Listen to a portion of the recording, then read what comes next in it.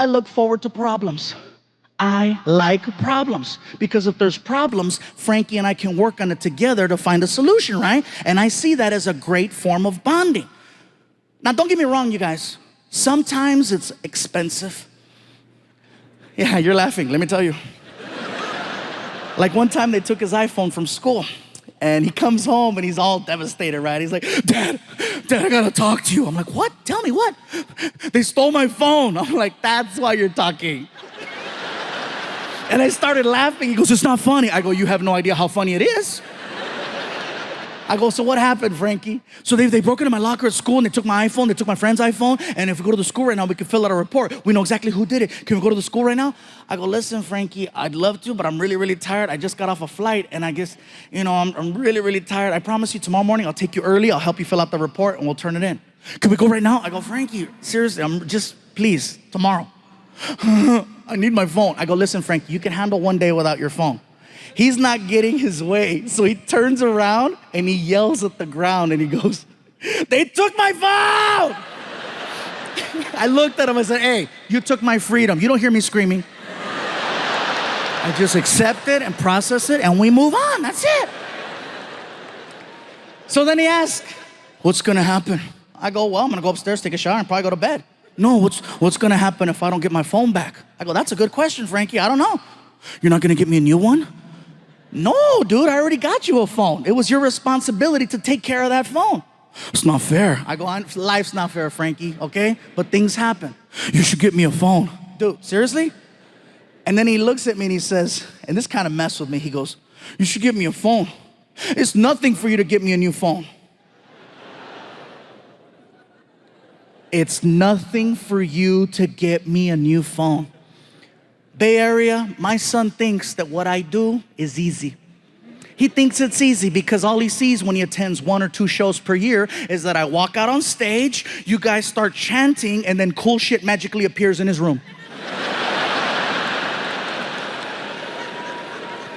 He doesn't realize that this is actually a job and there's sacrifice that comes along with it. So I told him, I said, listen, Frankie, how about this? How about you explain to me why I should get you a new phone? And if it makes sense, I'll do it right now. Go. I need one. I said, no, Frankie, you're a teenager. You don't need a phone. A cell phone for a teenager isn't a necessity. It's a luxury, okay? It's not a necessity. It's a luxury.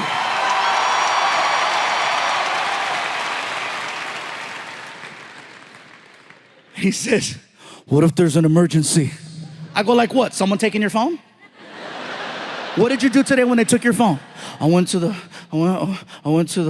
cafeteria and I talked to my friend Angel and he let me use his phone and I called my mom and I go, and guess what? If that doesn't work, you can go to the office and let them know there's a family emergency. Please contact my mom or my dad. Next, what if you need to get a hold of me? I know what school you go to. What about when I'm walking home? I know the route that you take. And then he pulled this one out, one of the greatest lines ever. You know what? You talk a lot about me on TV. People know who I am now. What if someone tries to kidnap me?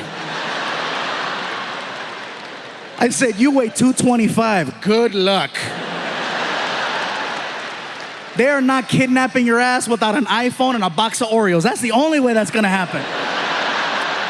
I said, Frankie, do you realize how lucky you are? You had a phone. I didn't have a phone in school. Your mom didn't have a phone in school. If we needed to make a phone call, we had to carry change or we had to call collect. What's that? Oh my God. Trying to explain the concept of a collect call to my kid is like trying to explain rocket science. He'll never have to deal with it. He'll never know what it's like to be out late somewhere and have to use a phone. First of all, to find a payphone. If you see a payphone now, you look at it like, oh wow, they forgot to take it down. Get your camera, take a picture, because that shit's gone. Take a picture. He'll never know about staying out late at night and having to use one of those nasty phones and taking off that receiver. You know, the nasty one that has gum and gonorrhea all over it, right? And you got to keep it far away from your face so you don't get infected. And then you make that phone call. You know that freaking, when you make a collect call back in the day, it was expensive. He's not going to have to do that now. Back in the day, if you made a collect call, it was a mission. It was a mission and it was expensive. If you called my mom collect, it better have been life or death. Or that's what it was gonna be. You call my mom back in the day, shoot, we were on welfare and Section 8. Every penny counted. You call her up, hello, and then she get the presentation. AT&T. Do you accept a collect call from caller? At the tone, say only your name. You had to get creative. Mom, it's me, pick me up at 7-Eleven, 6 I love you, bye. Do you accept the charges? Hell no, I'm on my way, mijo.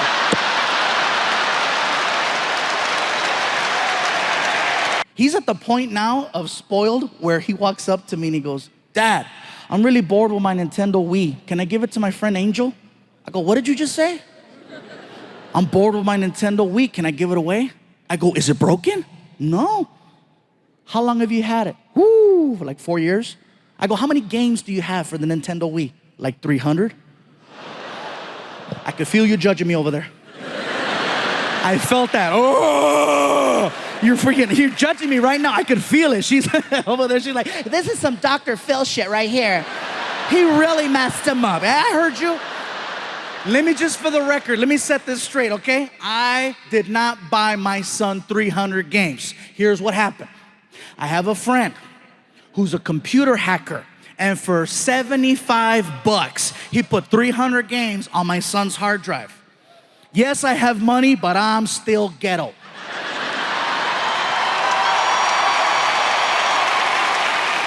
Oh, yeah. So I tell Frankie, do you realize how lucky you are? And then he rolls his eyes. Oh, lucky.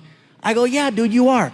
I says, you got a Nintendo Wii that works. You've had it for 4 years and it still works. If something happens to it, I can take it back to the store, get you a new one because I got a warranty that'll last you another 4 years.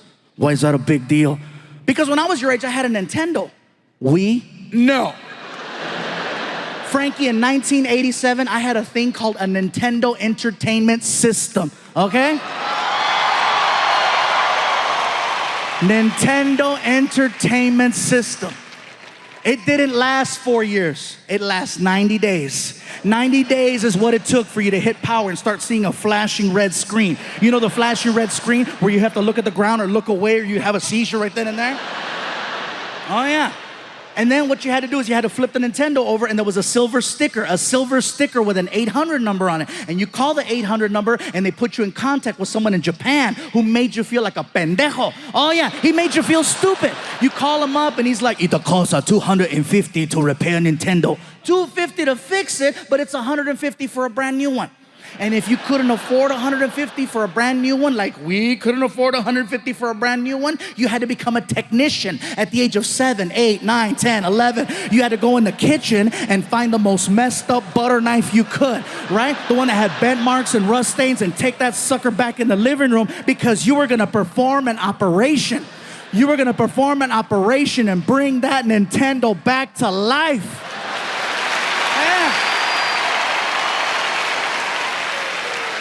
You had to work to play. You had to unplug it, plug it back in, power reset, power reset, power reset. It was like performing CPR. You'd hold a cartridge and then it was like, you push it down, you push it up, you push it down, you push it up, push it down, you push it up, push it down, you push it up. Give it oxygen.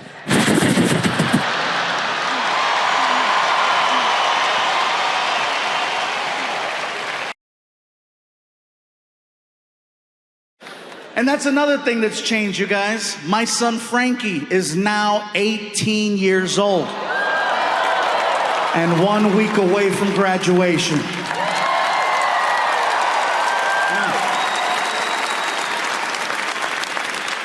You guys are clapping, but he's not leaving. I've already asked him, I said, Frankie, what do you want to do with your life? Have you thought about college? Just now. I'm like, Frankie, you do realize that all you need to do is get accepted. I tell a lot of jokes. I will pay for your entire college education no matter where you want to go. As long as you get accepted. What do you think about that?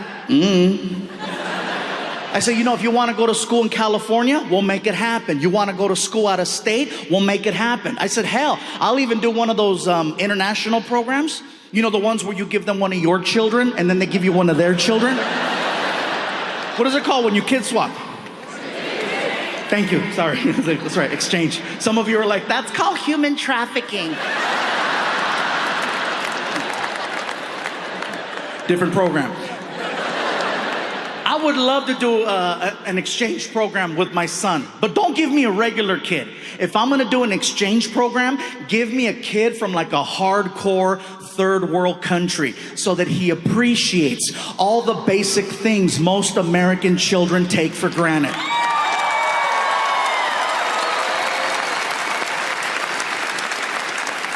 That's why I say, give me little Tombutu. Give me Tombutu. I would love Tombutu, and Tombutu would love me. Mr. Fluffy, Yes, Tombutu. I was wondering, what time do we go to sleep? You go to sleep whenever you like. This is your room. We sleep next door. All of this is for Tombutu? Yes, all of this is for Tombutu. In my village, 2 families sleep in an area this big. Well, here in America, one big-ass Mexican kid sleeps right here. Enjoy. And then I would take him to like IHOP or Denny's and let him order whatever he wants and just watch him lose it. You know? This is the Thanksgiving I heard of.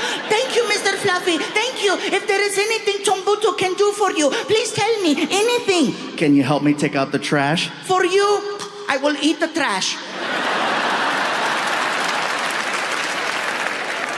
Meanwhile, my son's on the other side of the world on top of an elephant trying to get Wi-Fi. I love him very much. My son is going on 25 years now.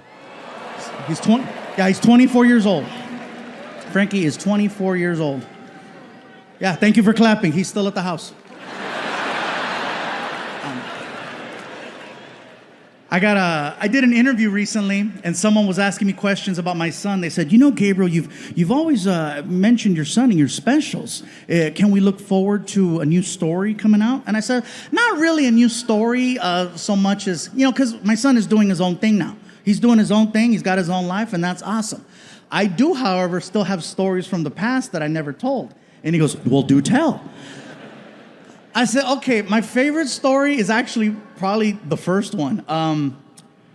In 2007, when I first got him, some of you know he's technically my stepson, but I've never liked saying stepson. He is my son. Yeah.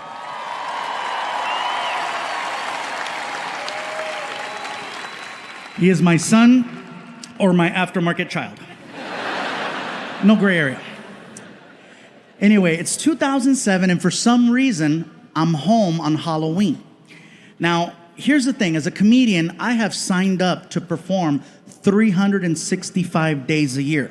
There is no sacred day for me. I work on Christmas Day. I work on New Year's Eve, Valentine's Day, St. Patrick's Day, birthdays, holidays, special occasions, no matter what. My mom told me, si hay trabajo, hay que trabajar. You got to work. Especially if you got a good job, you don't want no one to take it. So if you're going to go for it, give it everything. So the fact that I'm not working on Halloween is super rare. And so my son's mom is like, she's like, I think this is so cool that you're home today. You know, since this is Frankie's first year where it's just the 3 of us, how about this? How about tonight, you take him trick-or-treating and I'll stay home and give out candy. This way it'll give the 2 of you an opportunity to get to know each other, have some conversations, have some laughs. What do you think? I said, baby, you know what? That's a great idea. I love it. I love it. Okay, I'm on it. Frankie, come on, we're going trick-or-treating. What about my mom? She's gonna stay home. Yay. So we get in the car. And I take Frankie to that neighborhood. You know what I'm saying? That neighborhood that gives out the Costco candies? Yeah. So we park the car and we start going up the street. And I'm not wearing a costume. I'm there for him. So he's dressed up for Halloween. I'm just me. So some of the doors we knocked on, the people freaked out. One guy was like, the Fluffy. I'm like, oh my God, I've never been referred to as the Fluffy. I didn't know what to say. It is I.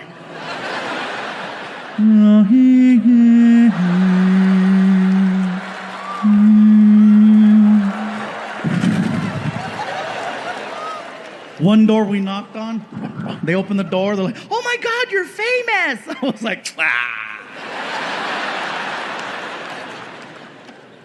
We go all the way up, we cross the street, we come all the way back. By the time we get to the car, the bucket is overflowing with candy, okay? So we get back to the house, and it hasn't even been an hour.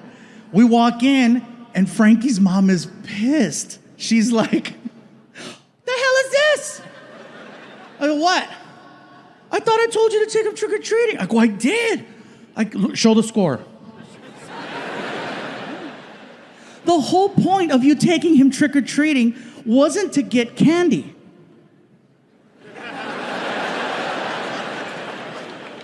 The hell you say? What was the point? The point was for the two of you to spend time together, have some laughs, have some conversations, get to know one another. You're not going to do that in an hour. Can you please, for me, take him out one more time for at least an hour? Baby, I get it. Don't even worry about it. I got it. So I said, Frankie, come on. Dump out your bucket.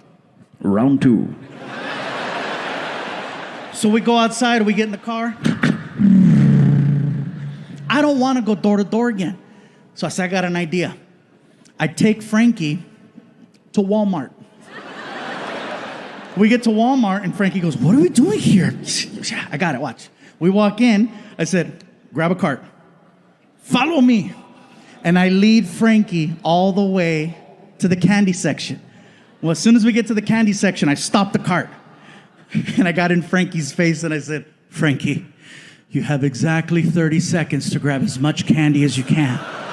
Ready? Go! And he froze. I said, dude, clock's ticking. You better move. Oh, my God, oh, my God, oh, my God. So he grabs a bag, looks at it, throws it in the cart. Grabs a second bag, looks at it, throws it in the cart. Grabs a third bag, and on the third bag, time! And it was the first time I heard him go, shit! Because he knew he wasted that golden opportunity those first few seconds. So we get to the car, I rip open the 3 bags, I dump them out in his bucket, and I tell him, look, Frankie, when we get home, you cannot tell your mom that we went to Walmart. Why not? Because she's gonna say that we cheated trick-or-treating. But it's better. I know it's better. So we get home, and of course now it's a different tone. She's like, there you are. Did you guys have a good time? We had a great time, baby. We had a good time, huh, Frankie? That's good. Frankie, give me your candy. Why, Mom? Because I need to go through your candy to make sure it's safe for you to eat. Why wouldn't it be safe? It all came from... Cállate, pendejo. Cállate. Cállate, cabrón. You almost took down the empire, you know what I'm saying? So he hands over the bucket, and she grabs it and immediately dumps it out on the table right in front of us. She notices, you know. There's a lot of the same candy right here. A lot of the same candy. Can you explain why there's so much of the same candy in Frankie's bucket?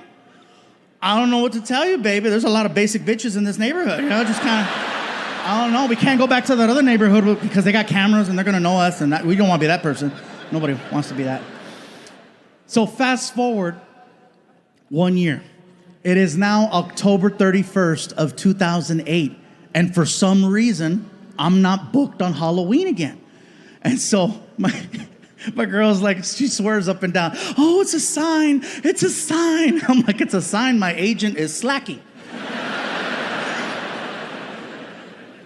Shout out, Matt, I know you're here. Sorry about that joke. You're doing a great job. Thank you for this one. I know, but that year you dropped the ball. So, but anyway. And so Frankie's mom is like, I think that, you know what? Maybe, just maybe we can make this like a tradition. You know, this could be your guys' thing. The two of you go out trick-or-treating, and then I'll stay home and give out candy. This could be your thing. I go, you know what, baby? Sounds good to me. Frankie, come on, we're going trick-or-treating. What about my mom? She's gonna stay home again. Yay. So we get outside, we get in the car. I lean over and I look at Frankie and I said, Frankie, are you thinking what I'm thinking? Walmart.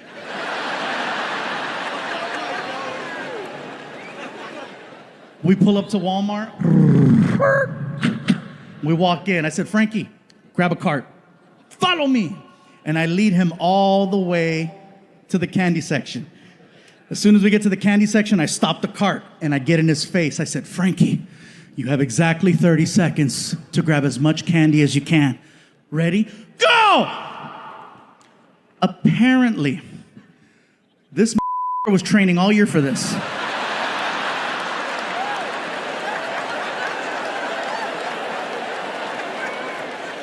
As soon as I said, go, his arm, bam, and he starts gutting the shelf. He's ripping bags of candy into the cart. He overflowed the shopping cart in 10 seconds.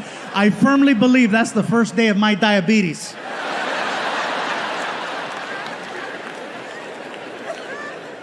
And that's a story that I've been sharing, you know, at parties and just close friends. And I just recently started telling it on stage. And he overheard me one time saying the story. And he's like, really? Still? I'm like, it's a good story. You're the hero.